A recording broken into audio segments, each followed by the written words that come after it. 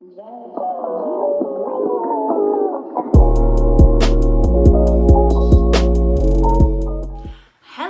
it's Tracy here with Finding Your Freestyle, and you're here for the October movement reading. If you're not quite sure what these are, feel free to pop into last month's or the months before to figure out what this is all about. But for the sake of brevity, I'm gonna dive right in. Okay, so the first thing I want to talk about, it's fall. It's fall, it's fall, it's fall. For most of us, or most of you that are gonna be listening to this, the weather's gonna be dropping, the aches are gonna go up, and your sense of fatigue may be a little bit more heightened, or you might be a little bit more aware of it than normal. So the first thing that I'm gonna mainly just put here as a suggestion is just let it be.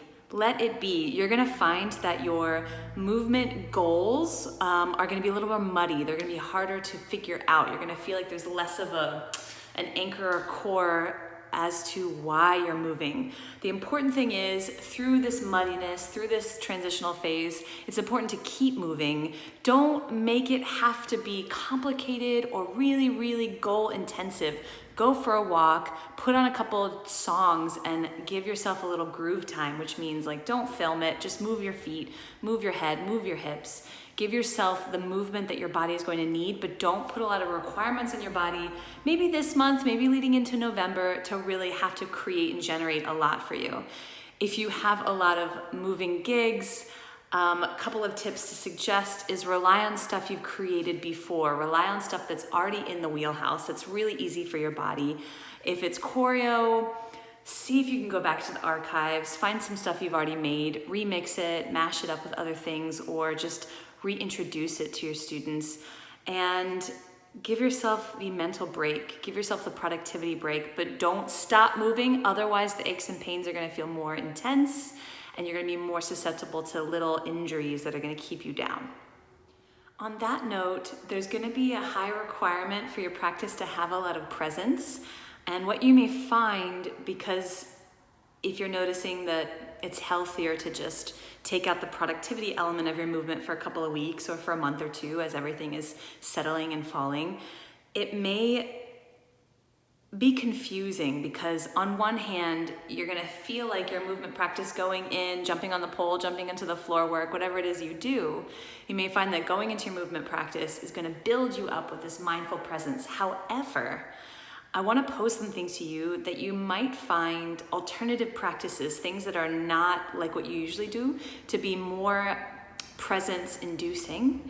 And for me, for example, every time I go to move in the way that I normally would, I don't really have a strong mind-body connection going on right now.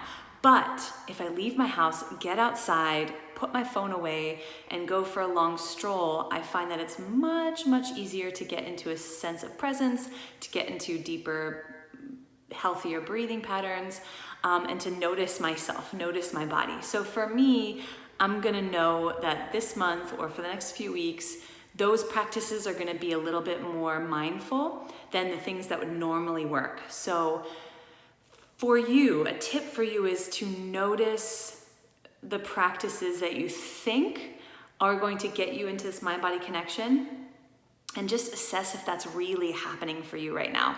If it's not happening for you in the same way it normally would, it's time to try something else. Even if it's the same application of movement, but you're just being more aware that it's gonna be harder to drop into the mind-body connection.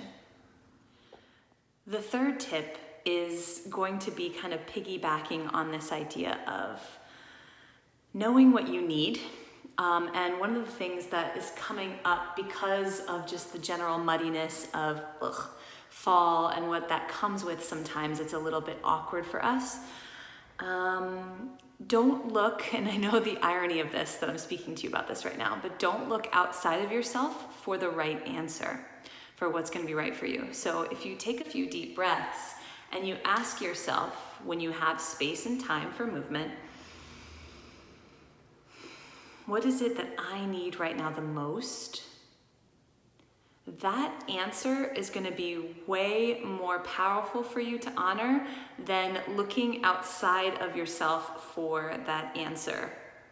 So if you go regularly to class, make sure you're checking with yourself and getting out of it what you need. Even if that means hanging back with the push, the push to like really accomplish things. Maybe you find that you need to give yourself a break. Trying to find that space within your normal environments, or if you're alone, ask yourself that question, what is it that I need the most?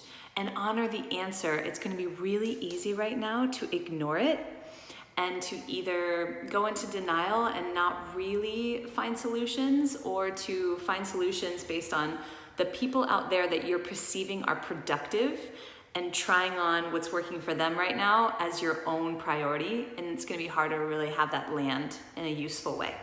So to be clear, follow your own gut, follow your own intuition, and don't be afraid to ask multiple times to weed out sort of the ego mind trying to tell you what would make you look the best in terms of movement. So ask yourself, your body, your inner anchor, what you need the most, and that's going to change from day to day. But it's really important that you listen to that, and don't be afraid to ask multiple times just to weed out the answers that are a little bit less rooted in actual need and more rooted in, the other more trivial things or the other more external pursuits. The last thing we're going to talk about is this idea of success, having a successful practice session, having a successful training session, having a successful class. For the next few weeks, let yourself off the hook of the traditional success markers and find the success markers that feel a little bit more nourishing for you. For example, let's say you are trying to nail a specific technique, and right now in the times, based on fall, based on cold temperatures, based on energetics, you're finding it very, very difficult to find success.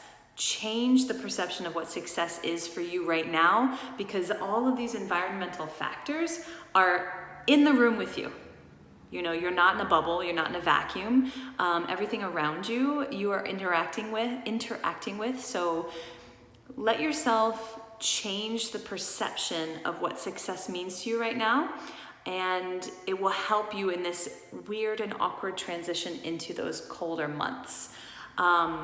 If you're in Australia or something, you might not find this as applicable, but maybe the opposite is true for you right now.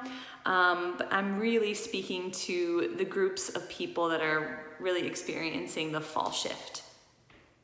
One more tip came to me, and this is more of a movement prompt. Try working with the element of water in the next few weeks, in the month leading into November. Get inspired by water, get in water, move like water, play with all of the different phases of water, get experimental in your freestyle practice and see how you can play with this idea and all the associations that you quite waterishly connect. I know that's not a word, because water is going to be really helpful to generate flow and to generate the connections that are feeling a little bit harder to connect right now. So use the prompt of water to just help you with all the other stuff. And if you do that, you're going to find a little bit more fluidity, a little bit more ease,